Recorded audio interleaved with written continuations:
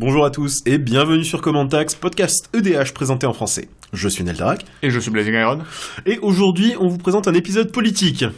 Attendez, partez pas, revenez. Oh non, revenez, c'est un épisode politique en commandeur uniquement, ça ira, je vous assure. On ne va pas on n'est pas devenu France Inter, pas encore, ça va venir. Ça va venir, ne vous en faites pas, on y croit. Donc la politique en commandeur, on en parle tout le temps, genre sur l'épisode Apatra, on n'a pas arrêté de l'ouvrir dessus, donc on va continuer. Voilà, parce que la politique, en fait, c'est ce que nous, on aime en EDH, en fait, et c'est le principal intérêt de jouer en multijoueur de toute façon. Voilà. Donc, qu'est-ce que c'est la politique en EDH? Pour ceux qui ont déjà, perdu un ami sur Munchkin, ça va être des choses à peu près comme ça, avec un tout petit peu moins de mensonges. Et avec un petit peu plus de Magic quand même, parce qu'on est là pour parler de ça. Voilà. Donc c'est pourquoi on continue à l'ouvrir dessus. En quoi ça sépare le commandeur du reste de Magic? Pourquoi c'est pas du standard? Pourquoi c'est pas du troll à deux têtes en AP? Pourquoi c'est quelque chose de différent? Donc aujourd'hui on va parler de ça au début, et ensuite on aura une review de set de Theros qui sera... Vous pouvez suivre le lien qui sera dans la description pour aller au moment de la vidéo où on en parle. Mais en attendant, on va être parti. Donc le commandeur diffère parce que c'est un mode multijoueur de Magic, mais surtout c'est un mode social. Il va différer du troll à deux têtes parce que vous allez pouvoir parler à vos adversaires, vous allez pouvoir faire des alliances, les casser dans le sang et la traîtrise. Bon, voilà, et en fait, par exemple, notamment pour casser les alliances, enfin on va y revenir un petit peu plus tard, mais ce qu'il faut retenir quand c'est un jeu social, c'est que vous n'êtes pas tout seul à la table. Vous n'êtes pas là pour vous amuser vous tout seul, en fait, il faut que tout le monde s'amuse, en fait, c'est l'objectif à terme.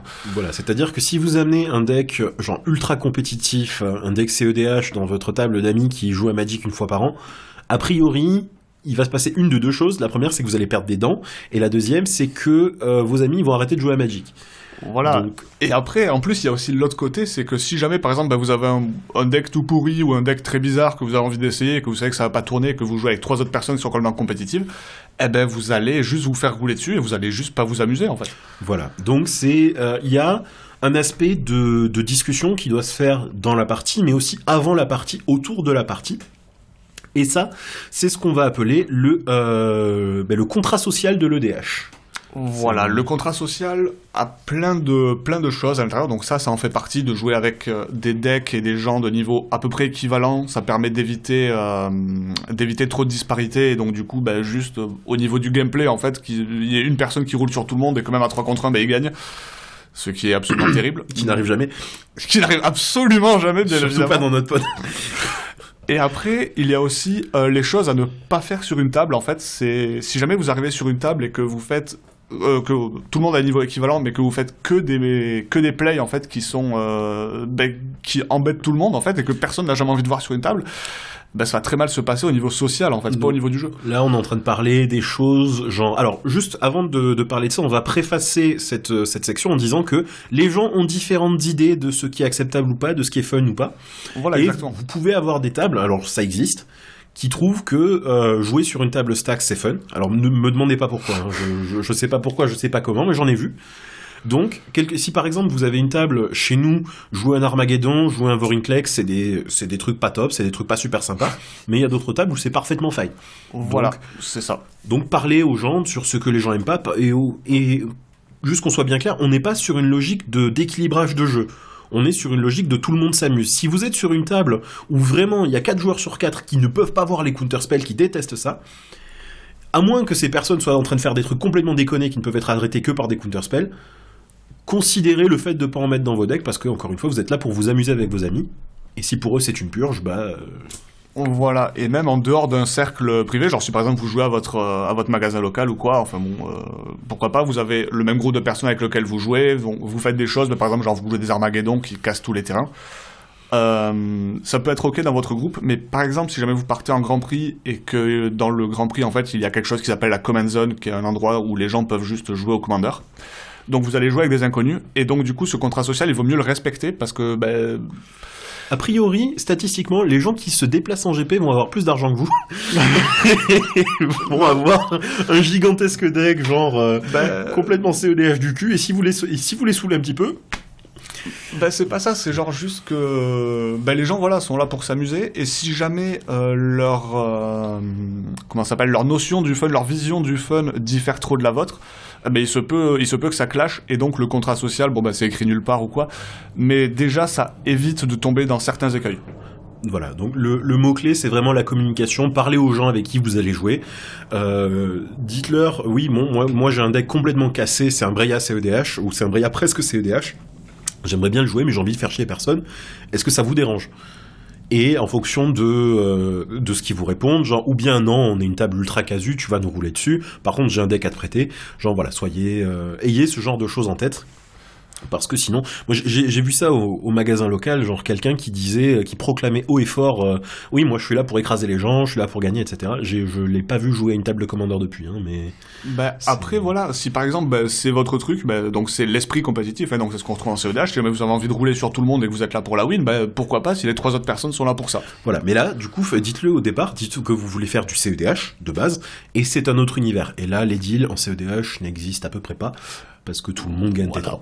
Voilà, en sachant que donc du coup, en EDH, si jamais vous faites un deal avec si jamais vous passez un contrat avec quelqu'un, genre par exemple, tu casses pas mon truc et il vient pas vers toi, et que derrière après, vous faites lol, en fait, s'il vient vers toi, ça fait partie du contrat social. Il y a des gens qui ne supportent pas ça. Moi, vous me faites ça à une table, c'est fini en fait. Moi, je me tout. Moi, c'est tout ce qu'il y a dans mon deck, en fait, ça vient dans votre bouche. Exactement. Je suis exactement comme Blazing, c'est-à-dire que je suis mesquin. Si vous faites ce genre de truc, je vais la perdre, cette partie, c'est sûr, mais par contre, vous n'allez pas la gagner. Voilà. Et donc, ça, typiquement, ça, c'est le genre de choses qui fait, c'est l'un des gros trucs du contrat social avec ne pas casser les terrains. La Stax, c'est quand même super mal vu. La Stax, c'est particulier. Si vous êtes un deck full Stax qui n'a pas de Winco, ouais, là, c'est mal vu. Je pense que c'est universellement mal vu. Si vous avez juste des trucs qui ralentissent le jeu parce que vous avez un pod un peu fort, en fonction de là où c'est, de comment ça peut passer. C'est-à-dire que si vous avez quelqu'un qui gagne fréquemment tour 4, tour 5, et que vous lui mettez genre une Winter Orb pour le ralentir, Voilà, si par exemple vous jouez Baral, en fait, vous ne pouvez pas jouer pour le fun. Non, je crois que... Counterspell, Tribal... La PLS, quoi. Les flashbacks du Vietnam, de tout, mon dieu, Baral, quoi. Donc pour ceux qui savent pas, Baral, c'est une carte absolument fantastique qui vous récompense pour jouer des counterspells pendant le tour de l'adversaire. Voilà. En général, quoi. Ça vous fait piocher des cartes et ça réduit le coût de vos sorts. C'est quand même super mesquin pour une carte qui coûte pas cher du tout à jouer. Alors... oh mon dieu, quoi. Vous sentez qu'il y a des... On porte avec nous des blessures profondes. C'est ça. Nous avons vu des choses. Mais bref, du coup, voilà, le contrat social, vraiment, voilà, ne cassez pas les... En fait, casser un terrain, pareil, c'est pas très gênant si jamais, genre, y a quelqu'un qui vous sort un énorme terrain, genre, même un champ des morts, qui est pas un terrain énorme, mais qu'on croise assez souvent. Si vous avez quelqu'un qui vous sort un champ des morts, un Urborg, un Cabal Coffers, oui, cassez-les, hein, voilà, c'est ça. Et si cette personne vous dit, ouais, mais dans le contrat social, on tape pas les landes, mettez-lui une petite claque, comme ça, justement, juste pour taquiner un petit peu, genre, plaf, jusqu'à ce qu'il comprenne que les règles sont sujettes à interprétation. C'est ça. En fait, c'est pas de casser les terrains. En fait, c'est de casser les terrains en masse. C'est ce qu'on appelle le MLD. C'est Mass Land Destruction. C'est juste de balancer Armageddon, de balancer Oblitération, de dire, tiens, en fait, finalement, je vais te casser 3 landes. Tout mon deck, c'est du pet land. Là, c'est pas faire. Avec peut-être une petite subtilité, c'est-à-dire que si vous cassez les landes de tout le monde mais que vous gagnez dans le tour, bon, ça va, c'est pas grave. Oui, en fait, si jamais vous avez genre un combo infini, c'est déjà du sale, mais si jamais vous avez un combo avec Lattice de Mycosynthèse, Karn, le premier du nom, donc Golem d'argent, et Mana infini, en fait, juste vous cassez tous les terrains adverses. Vous gardez les vôtres, etc. Et à partir de là, vos adversaires peuvent scoop parce que la game est terminée. Voilà. Et même si la game est pas terminée, vous allez les tuer en 3-4 tours. Ce qu'il faut pas faire, c'est vraiment vous casser tous les terrains et puis on restart la game. En fait, plus personne n'a de board et pendant genre 5-6 tours, on est au top deck à essayer de chercher des landes et il se passe rien. Voilà. Donc tant que si vous faites des trucs craqués, terminez la partie avec, comme ça on scoop, on shuffle et on continue à jouer à Magic. On n'est pas en train de souffrir pendant 2 heures pendant qu'un Grand Arbiter Augustine the Force tue tout le monde au commandeur damage, quoi. Voilà. Et même comme ça, quand vous... Par exemple, si vous jouez un deck Joyra, qui est le classique pour détruire les landes, où vous mettez en suspension par exemple un Colosse de Pestacier et Oblitération ou Jokualops ou un truc comme ça. Ça détruit tous les landes, ça pose un truc qui va de toute façon terminer la game tout seul, parce que le Colosse de Pestacier, il one-shot tout le monde. mais un par un. Et même comme ça, en fait, ça peut être mal vu. Enfin, je sais que moi, je le prendrais mal de mourir comme ça. Je sais qu'on a quelqu'un qui joue justement Karn Mycosynth Lattice, comme dit un petit peu précédemment. Et ben ça fait toujours mal en fait quelque part. Alors que c'est débile, hein, parce que toujours avec un combo infini qui vous ping à chaque fois, ce serait pareil quoi. Mais je sais pas, il y a un petit quelque chose en fait qui feels bad en fait. Qui sale les gens. Hein, c'est tout simplement, on s'inclut là-dedans. Il y a des choses qui vont saler, c'est-à-dire que si vous prenez 18 tours supplémentaires et que vous galérez à gagner jusqu'au 11e, ça va saler les gens. Si vous êtes en train de faire du petland et que vous galérez à tuer les gens, bon pareil, bon voilà. Donc vous avez compris un petit peu l'idée. C'est parler à vos amis, éviter de faire des trucs trop sales, sinon personne ne va s'amuser et surtout même pas vous. Ben c'est ça, parce que pareil, une fois que vous avez par exemple votre deck qui tourne, qui est rodé en fait, qui fait tout le temps les mêmes sorties, etc., mais que vous êtes sur une table qui est un petit peu fun, vous à chaque fois vous êtes là, voilà, vous m'avez pas mis de contre-sort à ce moment-là, vous êtes mort. Un truc très simple, j'avais un deck qui était pas particulièrement fort vraiment. C'était un deck Myzix de Liz Magnus. Je l'ai joué une fois. Oui. J'étais là. Je l'ai joué une fois. J'avais 6 de mana, j'ai joué Myzix. J'ai mis un turnabout et des counterspells. Et j'ai gagné. Et à partir de là, plus personne n'avait le droit de jouer parce que je buyback mes counterspells à tous les tours. Ils reviennent en permanence. Et je pouvais counter, je crois, 8 trucs par tour. Enfin, 8 trucs par tour de table. Et mes adversaires arrêtaient de jouer jusqu'à ce que je trouve une Winco. Voilà. Et le mana restant, c'était Capsize. Voilà, et disons que la mort dans le visage de mes amis m'a dit, je vais peut-être démonter ce deck. Donc voilà, c'est faire attention à ce qui se passe autour de vous, quoi. Bon voilà, donc ça c'était toute la partie autour du jeu, toute la partie méta, toute la partie contrat social. Maintenant on va parler de ce que vous faites en jeu avec la politique. C'est notre partie préférée. C'est-à-dire que l'autre c'est vraiment juste pour que tout le monde puisse s'amuser, pour avoir un truc un petit peu fun. Ça c'est vraiment ce que nous on adore et honnêtement la raison pour laquelle on joue en Commander. Clairement, c'est l'interaction avec les joueurs en fait. C'est le fait de parler d'interaction au niveau du jeu, mais au niveau social du coup. Voilà. Ce qu'on a dit beaucoup sur le deck Apatra, c'était de transformer les inconvénients de cartes en avantages. Et ça, c'est quelque chose qu'on adore absolument. Une carte comme Skimming Symmetry en français. Ouais, voilà, symétrie sournoise, du coup qui vous permet pour un mana noir d'aller chercher une carte. Enfin, 2 joueurs ciblés, donc vous et un autre, on va pas se le cacher, vont chercher une carte et les mettre au-dessus de leur bibliothèque. Donc normalement, c'est ce que en Magic 1 contre 1 ou en Magic en général, c'est l'inconvénient de la carte, c'est-à-dire que vous allez chercher une carte, mais votre adversaire aussi. Donc vous allez tous les deux chercher la meilleure carte de votre deck. Et c'est l'adversaire qui en profite en premier.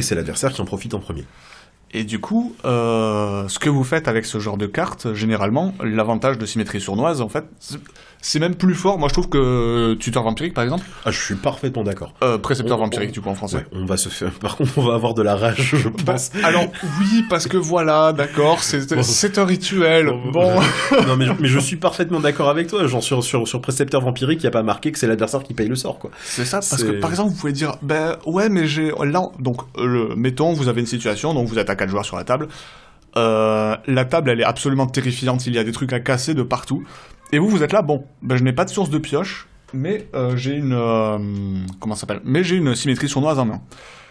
Donc ce que vous faites, c'est que vous allez dire à un joueur qui est plus derrière que les 2 autres, et vous allez lui dire, hey, va chercher un board wipe, en fait, donc pour nettoyer un petit peu tout ce qu'il y a sur la table, et vas-y. Et donc du coup, ce qu'il va faire, c'est gâcher l'opportunité que vous lui avez donnée d'aller chercher une énorme carte, parce qu'il va chercher juste un board wipe pour le lancer.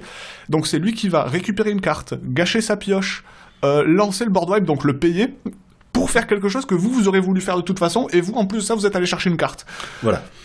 C'est monstrueux. C'est fantastique. Alors, si vous tombez sur des adversaires qui sont un petit peu malins, ils vont dire, ok, je vais chercher un board wipe, mais genre, ou bien toi aussi, ou bien tu vas chercher, genre, un land ou un spell pas beaucoup impactant, parce que si les adversaires ne vous font pas ce genre de petite contre-politique, vous allez aller chercher quelque chose de complètement craqué. Donc voilà, c'est tout cet aspect-là. C'est là que la politique commence, en fait, vraiment. Voilà, c'est le moment où vous dites, je vais te proposer un marché, et à partir de là, ça commence. Alors, au passage, on va vous dire un petit truc, un petit secret de la politique. Quand votre adversaire vous propose quelque chose, dites non, et vous faites une contre-offre parce qu'il vous a pas proposé tout ce qu'il veut vous donner, tout ce qu'il est capable de vous donner. Genre si moi je dis tu fais ça pour moi et moi je t'attaque pas pendant un tour, vous dites non, vous dites 2 tours, 3 tours et après on discute quoi. C'est de base, si je suis en train de vous proposer un deal et que moi je vous dis faites-le pourtant, c'est que ou bien je suis du genre de très bonne humeur et que je veux vous aider, ou bien que j'ai quand même envie de gagner la partie et du coup je fais un deal qui m'avantage quand même moi beaucoup. J'ai déjà vu sur une table, donc voilà, donc on va parler de nos expériences. Donc c'était une table sur laquelle un joueur joue un deck Kaalia de l'immensité, donc qui va poser des anges, des démons ou des dragons en jeu gratuitement à chaque fois qu'elle attaque. Et en l'occurrence, ce joueur-là venait de Tutor, il avait des jambières d'éclair en jeu et il joue Kaalia. Et il y avait le joueur bleu de la table qui avait un contre-sort. Et donc là, c'est entamé une discussion, bon, je sais que t'as un counter-spell, qu'est-ce qui va se passer, etc. Donc les deux discutent pendant ce qui semble être une éternité. Et au bout d'un moment, la personne qui joue Kaalia dit, bon, je joue Kaalia et je t'offre 4 tours de non-agression. 4 tours, alors en fait, un tour en EDH c'est long. Là il propose 4 tours, c'est que vraiment il allait se passer c'est le reste de la partie. À partir du tour 4, tour 5, c'est le reste de la partie. Voilà. Et donc il s'est dit, ouais, bah, c'est super, c'est une très très bonne idée. Et il a fait, d'accord, donc il a joué Kaalia, elle a été équipée aux jambières d'éclair, donc là on ne pouvait plus rien faire.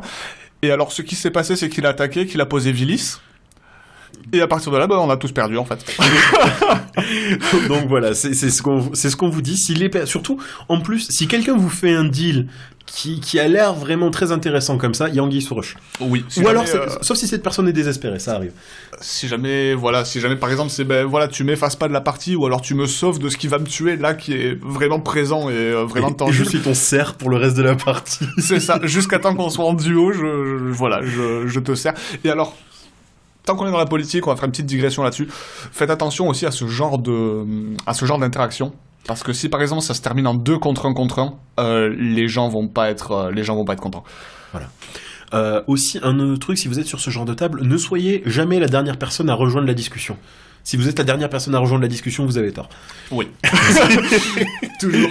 Mais alors, l'idéal, c'est de lancer la conversation. Mais si vous lancez pas la conversation, soyez la deuxième personne à la rejoindre. Parce que là, ces 2 personnes vont avoir un avantage dans la discussion et vous allez regarder. Bon, ça au passage, c'est vrai dans la vraie vie. Hein. Voilà, donc on est en train de balancer. Si des avocats nous écoutent, genre ils sont en train de se dire, ça a l'air bien ce jeu, je devrais essayer. C'est quoi Magic de l'Assemblée, j'arrive. Là, parce que le truc, c'est que c'est beaucoup plus de psychologie qu'on pourrait croire.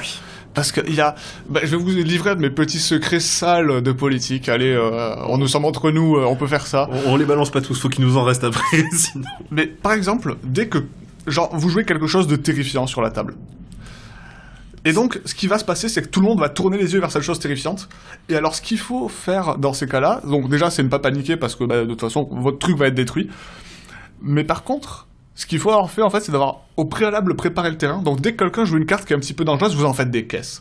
Vous dites, regardez ça. Vous jouez votre truc terrifiant et regardez ça. C'est tellement ta spécialité. En plus, il y a des moments avec ton Grenzo, tu joues Hearthstone Pierre Cœur.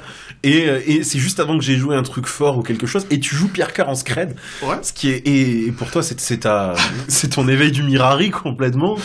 Ça coûte 3, c'est un artefact pas connu. Regardez, c'est pas grave.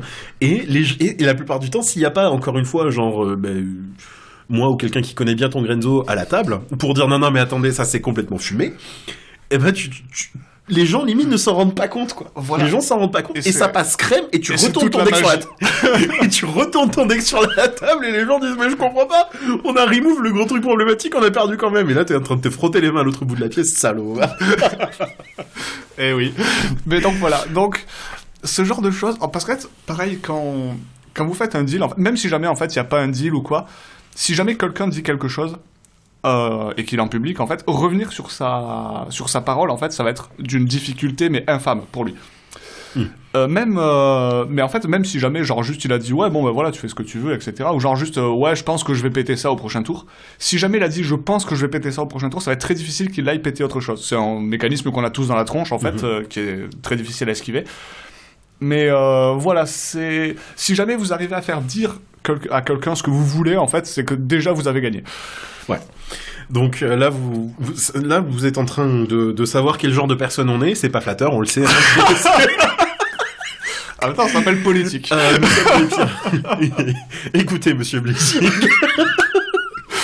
Oh mon Dieu, quoi. Voilà, donc ça, c'est toute cette dimension que nous, on aime beaucoup. On vit pour ça dans le Commander. C'est une sorte de Munchkin avec des cartes un peu plus intéressantes, sans aucun manque de respect à Munchkin. Mais nous voilà, on joue pour ça. Un autre aspect de la politique, c'est que ça va ouvrir de nouveaux archétypes de decks, de nouveaux archétypes de nouveaux plans de jeu, tout simplement, qui ne sont pas dans le reste de Magic. Voilà, parce qu'en général, vous allez jouer en multijoueur. Voilà, donc sauf si vous jouez en Duel Commander qui est complètement, c'est du Legacy Singleton, c'est complètement autre chose. Oui, c'est vrai que, donc, nous, quand on parle de DH, on va le redire, je pense, à chaque épisode, pendant un bon bout de temps en tout cas, quand on parle de DH, ce n'est pas du CEDH, donc pas compétitif, donc c'est plutôt en mode casu. Et attention, ça peut être casu à très très bas niveau ou casu avec des gros decks. On a quand même des decks un petit peu forts, nous, dans notre pod, etc. Mais ça reste des decks casu. C'est des decks qui sont forts, qui sont bien huilés, qui tournent, mais on les met sur une table CEDH, ils se font absolument rouler dessus, quoi. Voilà. Et en plus de ça, du coup, on ne parle pas donc, du coup de duel EDH, comme dit un petit peu précédemment. Voilà. C'est vraiment, nous, c'est juste EDH multijoueur casu en général. Donc à 4 joueurs, généralement. Nous, ce qu'on préfère, c'est 4 joueurs. Oui, bah, 4 joueurs, de toute façon, c'est le... Comment ça s'appelle ? C'est le nombre d'or pour vos tables de DH. 3, vous risquez de tomber sur des decks qui sont plus avantagés que d'autres, etc. Et la plupart des gens construisent leur deck pour 4 joueurs, quoi. Donc si vous jouez un deck aggro sur une table à 3, c'est pas du tout la même chose que jouer un deck aggro sur une table à 4, quoi. Clairement. C'est une grosse différence. Donc ces nouveaux archétypes, ça peut être des decks group hug, c'est-à-dire des decks qui font des choses sympathiques pour toute la table et qui disent regardez, je suis génial, je suis un bisounours, jette tout le monde, me tapez pas. C'est ça, vous avez des cartes comme Sacre de l'Abondance par exemple, je trouve que c'est la carte qui résume le mieux. C'est un enchantement pour 2 et 1 vert qui fait que chaque joueur peut jouer un terrain supplémentaire par tour et chaque joueur pioche une carte de plus par tour. Et donc du coup, c'est vraiment, tenez, des cadeaux, voilà, tout le monde est content, tout le monde s'aime, et des points de vie, etc. Et pendant ce temps, vous assemblez votre combo dans la main en scred. C'est exactement ça. Bon, après, au bout d'un moment, ça va pas marcher parce que les adversaires vont mal vous regarder, donc faites ça de temps en temps. Mais c'est très drôle, on a quelqu'un qui joue group hug et qui dit au bout d'un moment, qui va poser ses cartes, bon, j'ai gagné.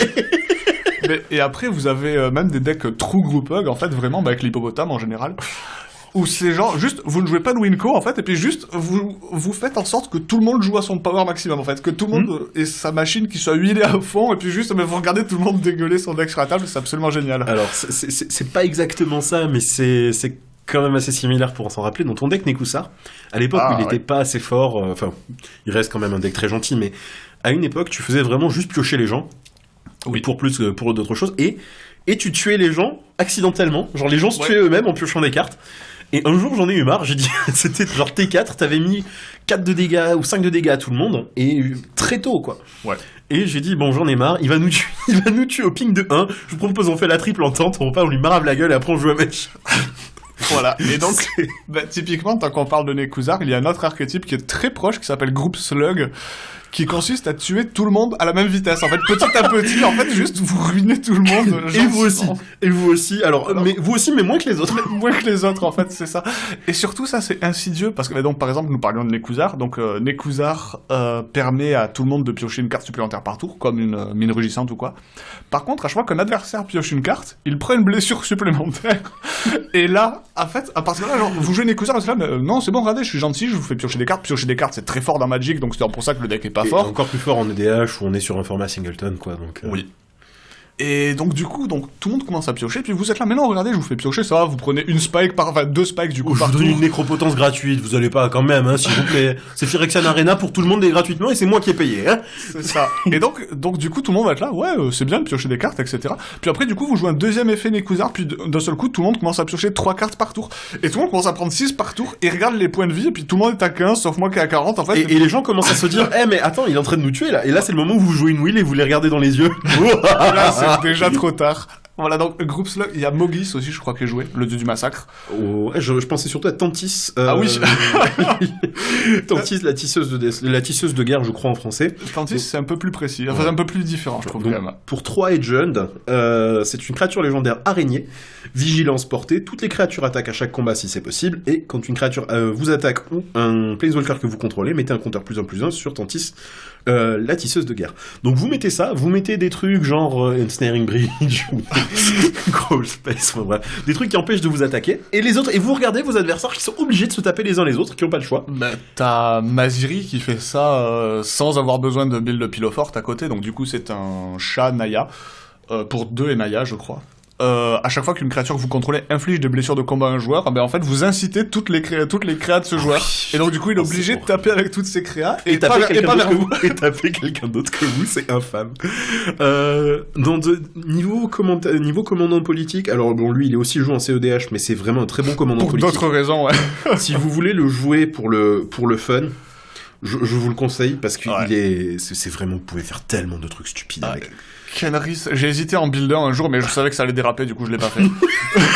Parce que je me connais. Je me suis dit, je vais build la Kenris politique marin, et puis au bout d'un moment, tu te dis, j'ai 5 couleurs quand même, je pourrais rentrer des trucs. Oh, mais tiens, ça c'est bien. Ah, ça aussi. Ah merde, mon deck est trop fort. Bon. Oh, il est 5-5, j'ai jamais vu. Il est 5-5, on s'en fout. Il pourrait être 2-2, on le jouerait quand même. Mais moi je croyais qu'il était 1-1 en fait, même pour ce prix-là, tu sais, c'est pas grave. Donc Kenris, pour 4 et 1 blanc, c'est une créature légendaire humain et noble, qui est 5-5. Et qui a aucun mot-clé. Par contre, il a un certain nombre de capacités. Un certain nombre. Alors, pour un mana rouge, toutes les créatures gagnent le piétinement et la célérité jusqu'à la fin du tour. Toutes les créatures, hein, c'est-à-dire pas que les vôtres. Toutes. Voilà. Donc là, déjà, ça ouvre le plan politique énormément. Pour 1 et 1 vert, mettez un compteur +1/+1 sur la créature ciblée. Pour 2 et 1 blanc, le joueur ciblé gagne 5 points de vie. Pour 3 et 1 bleu, le joueur ciblé pioche une carte. Pour 4 et 1 noir, vous réanimez une créature sous le contrôle de son propriétaire. Voilà, donc vous l'aurez compris, c'est des avantages que vous ne pouvez filer absolument tout le monde. Mm-hmm. Et après, il y en a d'autres qui l'ont compris, ça aussi, c'est qu'ils ne demandent pas de s'engager, ils ne demandent pas d'autres ressources, donc si jamais vous avez mana infini, vous avez gagné. Voilà, vous pouvez genre piocher vos decks, ou enfin vous pouvez, mais vous n'avez pas besoin, tous les adversaires décount instantanément si jamais vous avez du mana infini. Voilà, parce que... ou sinon vous pouvez tuer à la phase d'attaque, genre vous piochez votre deck jusqu'à temps de piocher suffisamment de créatures, vous jouez ces créatures, tout gagne la célérité, le piétinement, et tout prend 1000 marqueurs +1/+1. Et là tu te fais Cyclonic Rift. Bah c'est pas grave, après d'ailleurs tu les deck out en réponse. Oui, c'est vrai. Voilà, on n'est plus là. Donc du coup, justement, voilà, Kenrith, c'est trop fort pour ça. Mais après, vraiment, si jamais... Parce que pareil, voilà, vous pouvez build un deck de manière vraiment très très sale. Par exemple, je suis en train de build un deck Niv Mizzet Reborn, ça va être stupide. Ça va être pas CEDH, mais juste pas, quoi. Voilà. Et donc du coup, ça va être sale, mais après vous pouvez le jouer, genre par exemple, je sais pas, Tribal Guild, genre juste, tiens, vous refaites l'histoire de Ravnica avec vos cartes, et ça peut être très très fun. Ça peut être très très fun, et un autre truc, c'est que quand vous avez un deck qui est beaucoup plus puissant que la table, et que vous le savez, ou bien vous jouez en étant genre carte sur table en disant, ok les gars, joue un arch-ennemi, c'est moi l'ennemi, je vais gagner si vous m'empêchez pas, vraiment, tapez-moi. Parce que si vous êtes vraiment à une différence, vous risquez de gagner quand même, et vos adversaires sont unis contre l'ennemi, et c'est un petit peu feel good comme moment, sauf si vous êtes vraiment beaucoup trop au-dessus, dans ce cas-là, jouez pas ça. Mais voilà, vous avez des moyens de mitiger. Aussi, si vous avez un truc qui va terminer la partie instantanément, ou qui va être pas fun, quand vous êtes déjà le joueur dominant avec le deck dominant, abstenez-vous. Voilà, il y a des moments où genre juste vous pouvez hold vos cartes et vous dire « Ah ben non, tiens, ça j'ai pas envie de le jouer, ça j'ai envie que la partie elle continue, et voilà. » Faisons ça. Voilà, donc c'est des moyens de... Encore une fois, vous êtes là pour vous amuser, quoi. Et laissez-vous prendre des mauvaises décisions si vous avez un deck comme ça. Genre, il y a quelqu'un qui a pas ramené de la bière à la soirée, eh ben écoutez, il va prendre un removal, même si c'est pas lui qui est menaçant, quoi. Voilà. On le dit souvent, hein, mais en EDH, la partie précédente, ça compte. Oh putain. Oh, on est un joueur dans le pod, je suis tellement désolé. Donc, on avait une partie qui s'éternisait un petit peu, c'était un jour, on a décidé de faire l'erreur de jouer à 6. L'erreur. J'avais donc un Nicol Bolas Dieu Pharaon sur la partie. Encore. Et j'avais un ult. Et je l'ai pointé à ce joueur alors que je lui avais déjà mis quelques parties auparavant. Et ben je m'en mords encore les doigts.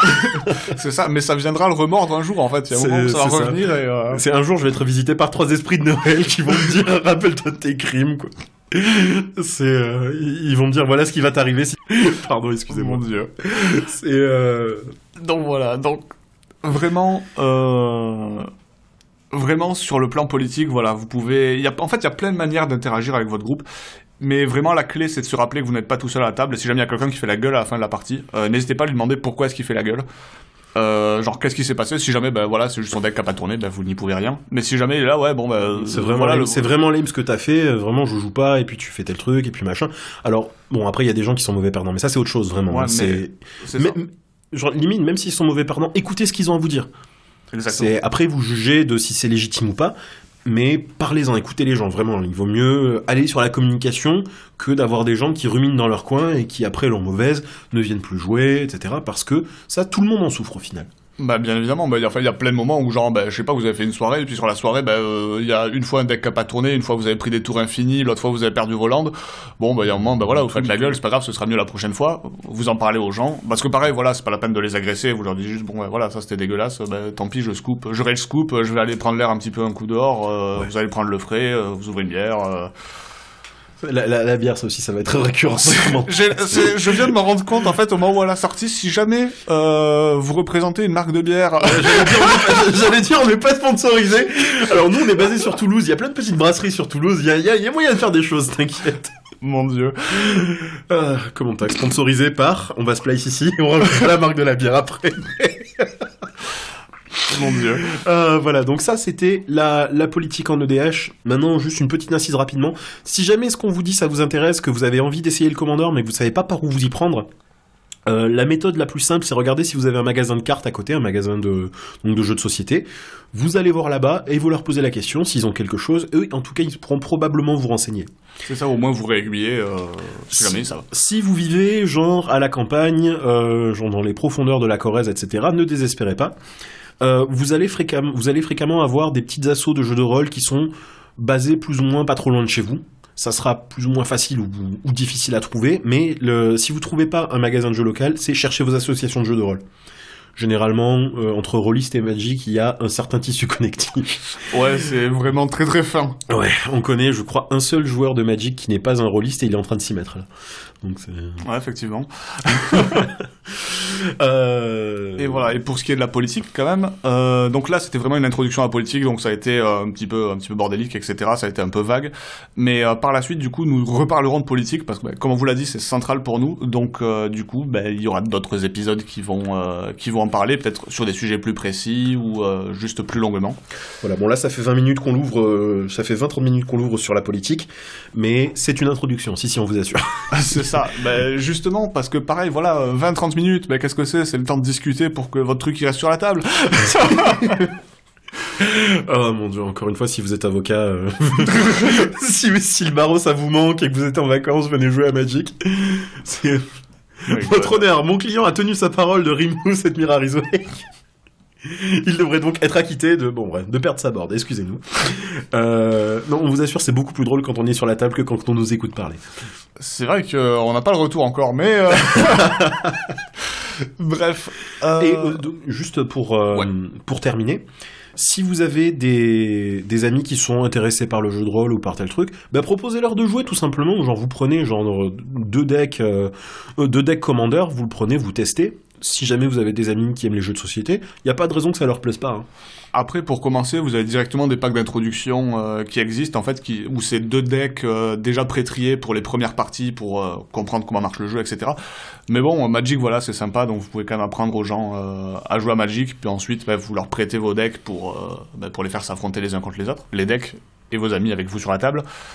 Et du coup, ça peut être une bonne introduction aussi à Magic tout court, hein, si jamais l'EDH c'est pas leur truc, c'est toujours bien d'avoir quelqu'un avec qui joue aux cartes. Oui, exactement. Excuse-moi, je t'ai coupé, tu disais Je disais, on va passer à la suite.